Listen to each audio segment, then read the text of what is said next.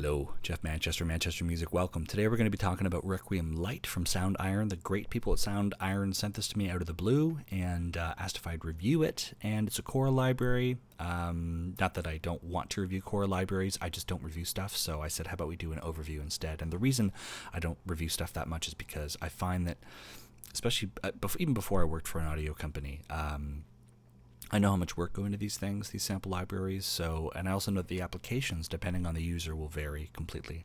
And also, the people that review these libraries, I know for a fact, are not reading the manuals. They're not really diving deep, so they could be doing a review based on 20% of what the library is capable of, and that's just not honest. So I am going to take myself out of that category of people, and how about this? I'll just show you the best bits, or what I think are the best bits. If you like what you hear, go pick it up. Sound good? Cool. All right, let's get started. So this is the DVC folder, and this is very sort of standard with core libraries. We have things separated in this case between vowels and Latin sustains between men and women. I've just got the DVC women to Latin sustain slow patch going. The GUI looks like this, very gothic. We have sources 1 and 2, and these are different sort of articulations. In this case, these are things that they say in Latin.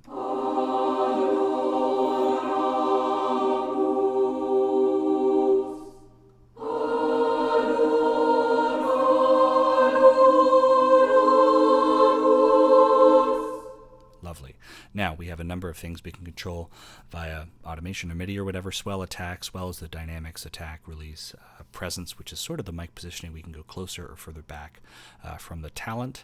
We have pan as well. Very key switchable here as well. I'm not a key switch person, so I will not be talking about key switching. I'm old school. If I like the certain sound of an articulation or whatever, I will just instantiate it as a single instance of contact. My computer can handle it. I'm not the kind of person to be key switching. It just distracts me from playing, but it's very key switchable here. We have a crossback. We have a crossfade slider here. We can go switch between legato and playback mode. We'll explore some more legato things in a moment here. We have the playback sort of sample section here, where if certain things are out of sync with one another, we can put them to sync or variable. We can change the speed. We can go half, normal, or double time, and we'll explore this a little bit more too in a moment, just to get this stuff out of the way. EQ, filter, compressor, and reverb, we can toggle them on and off by making those little lights red. Okay, so that's the bottom line there. One of the things I would encourage you to do is to map this crossfade to your MIDI keyboard. I've mapped it right now to a slider, and now I can switch between autoramus and dominum and go back and forth and just hear what that sounds like. Almost creating new words.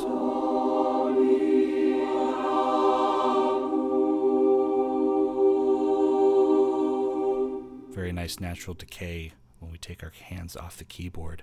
Obviously, I can automate the swell as well. So now we have a sort of, and this is what you should do if you want to really bring to life your choral arrangements. Then this is what you do in order to not have a sort of choir of cadavers. You have to bring things to life via automation.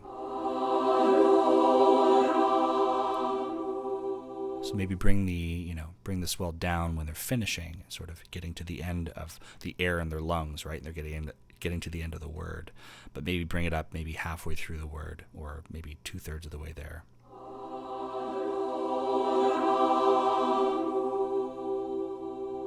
As opposed to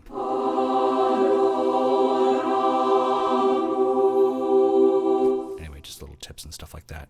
Let's move out of the DVC and into the ensemble folder. We have legato. We all know what legato is. This is true legato, by the way.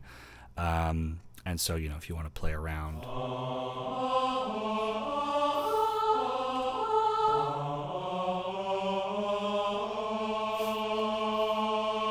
legato controls are right down here. Anyway, there's also an effects rack, which I didn't really talk about. We can get even further into our sound design. I just wanted to play legato so that you knew that it was there. And now I want to call your attention to some maybe cooler stuff in this library. Marcatos, which I love. I think this is so cool, and I haven't really come across this in my travails in choral sample library instruments. So we all know the sound of quick staccato articulations.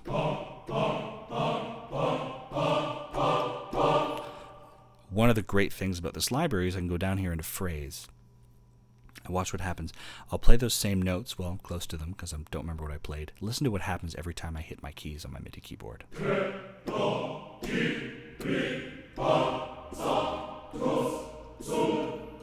I could just play C over and over. Watch what happens. It's triggering another articulation every time I play the note. In the same pitch, obviously.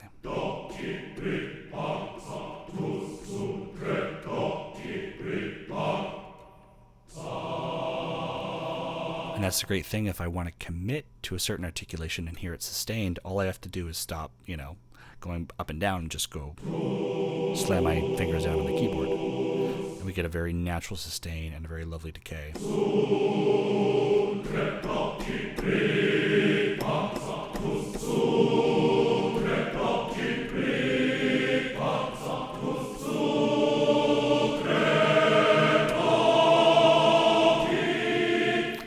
Here's the really cool thing. If I click on this gear wheel, now I get access to the phrase editor, and I can see all of the articulations in slots here. So these, this is like a sequence here. So 1 represents the first time I hit the note. Now it's going to go do, or da, key. If I want to change any of these guys, I can just select it here, number 4, and go to sunk, for example. And now when I hit number 4, 1, 2, 3, I can even program in a skip, so now it's going to just insert some silence when I hit the 8th, I guess, sequence here, before I go back to Cree on 1. Watch this. Skips.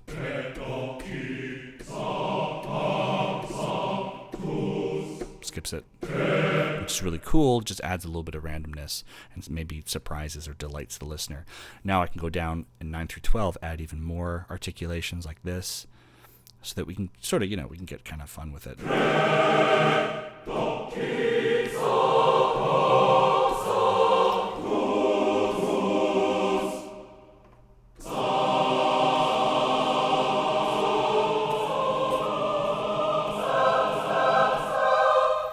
So that's really cool, I think. And I've not seen that, I don't think, in a lot of other libraries. Maybe people will correct me if I'm wrong. So I really like that. Marcatos, I think, is awesome.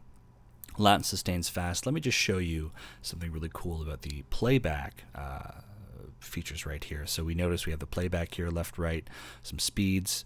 What do they mean? How does it work? Let me play some articulations from this patch and demonstrate what I mean by the playback function. So if I press, I guess this is a lower C here, and I go for a B up here, you'll notice she finishes faster. She finishes her articulation faster than he finishes his. And we can hear that when the decay, she decays quicker. Adoramos, and she goes down. Right there. So we can fix that. We're on the left side, right? Source 1. Go into normal and go into variable. And now they finish at the same time. And we can change the speed up here. I can speed it up. Might get some artifacting, so we have to be careful. We can go, obviously, the opposite direction. The bottom line is we can sync these up in a very easy way. I would recommend that you stick it on normal. Why? Because this is a human choir, you know what I mean? And if you go to St. Paul's Cathedral or whatever and witness a real performance like this, people are going to be decaying at different times. We're human, we make mistakes. And to have it all sound sort of robotic is not really natural, is it? So listen as I play some, some C's here, some sustained C's, and as I take my notes off the keyboard, we should hear sustains, we should hear, we should hear releases, we should hear people finishing their articulations at different times, and that's normal, and that sounds better to me.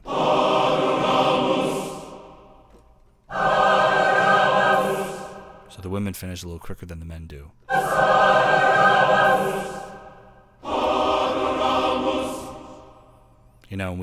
The brain is sort of looking for similarities and differences, and in this case we can really hear the men at the very bottom, that sort of baritone, finishing a little later than the guys up here, and that's kind of cool because you're sort of moving around, and it's almost delightful in a way. At least I can hear that lower C. So try and keep things animated and interesting and non-robotic.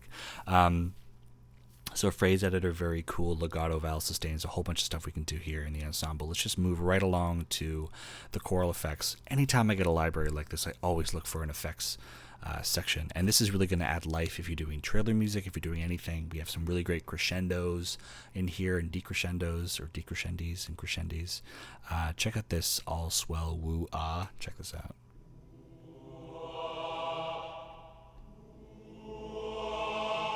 Watch when I switch over here. Now it's because I was playing samples on the right without actually activating that source, but I'll just press a couple keys here.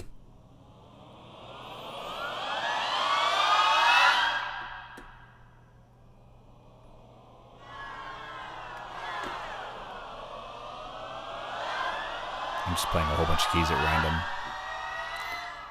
But that's really cool if you're working on a trailer or anything. This big dramatic moment, this big drop, and then you can sort of lead up to it with something like this.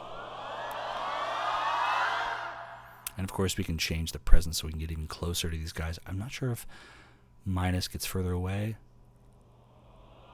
That would make sense. This probably brings us nice and close. Yeah. So now we're really in the face of the talent when we bring the knob to 100. Really cool bit here I want to show you, which is the whisper chants. If you're doing some sort of really terrifying scene where the character's about to go through like some form of punishment, or it's like a secret society or something like that, check this out.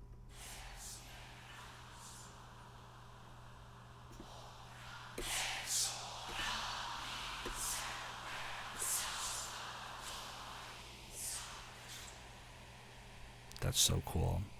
And finally, I mean, this is a choral library, but we get body percussion, so now it's like a percussion library.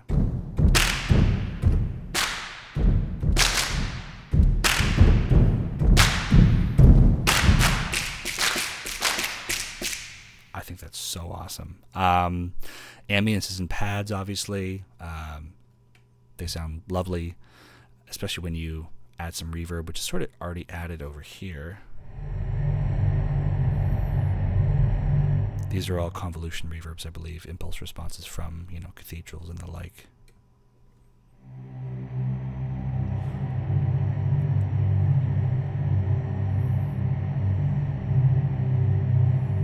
So requidrones is what they call them. This is women high. Let's see what this sounds like.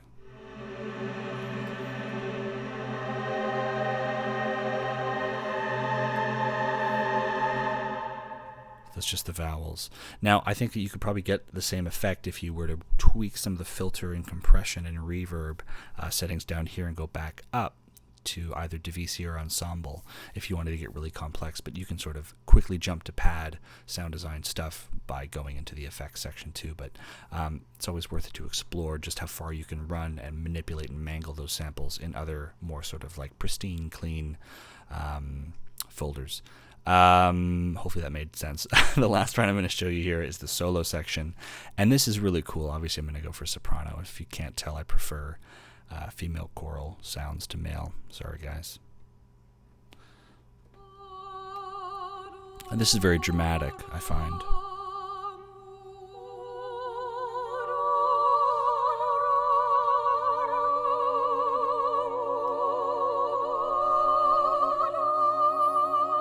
So we can really up the level here on the reverb. You know.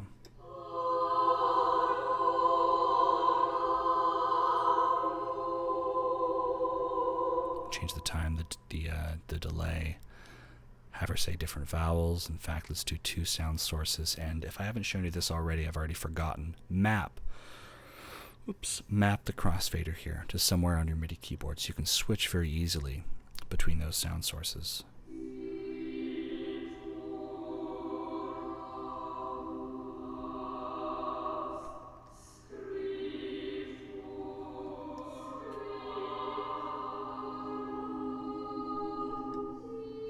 It's only fair that I should show you the tenor stuff as well, just wrapping up here.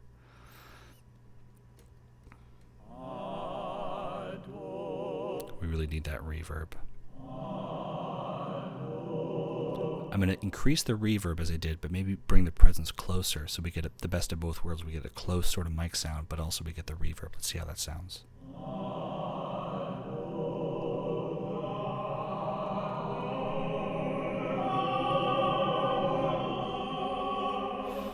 change the articulation here. I think the articulations are the same for the men and women. I don't think the women say anything the men can't say or don't say.